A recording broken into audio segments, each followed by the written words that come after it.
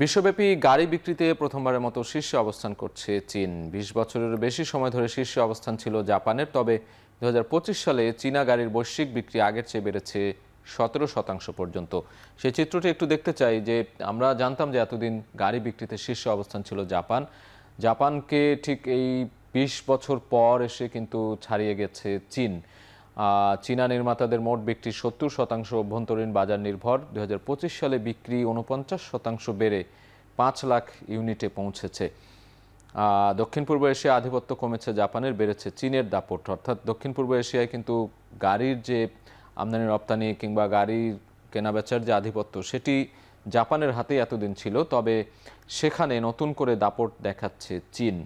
আফ্রিকায় বিক্রি বেড়েছে ৩২%। অর্থাৎ জাপানকে ছাড়িয়ে আফ্রিকার বাজারেও কিন্তু চীনের যে গাড়ি বিক্রি সেটি অনেকটাই বেড়েছে। আমরা দেখতে পাচ্ছি ৩২% পর্যন্ত সেটি বেড়েছে। লাতিন আমেরিকায় বেড়েছে ৩৩%। অর্থাৎ আফ্রিকার থেকেও লাতিন আমেরিকায় কিন্তু আরও ১% বেশি আমরা দেখতে পাচ্ছি। এবং চীনা উৎপাদন পদ্ধতি গ্রহণের দিকে ঝুঁকছে অনেকেই। বিভিন্ন দেশ চীনা উৎপাদনের যে পদ্ধতি সেই পদ্ধতি কে যে অনুসরণ করার প্রতি তাদের যে ঝোঁক সেটি অনেকটাই বেড়েছে আমরা দেখতে পাচ্ছি।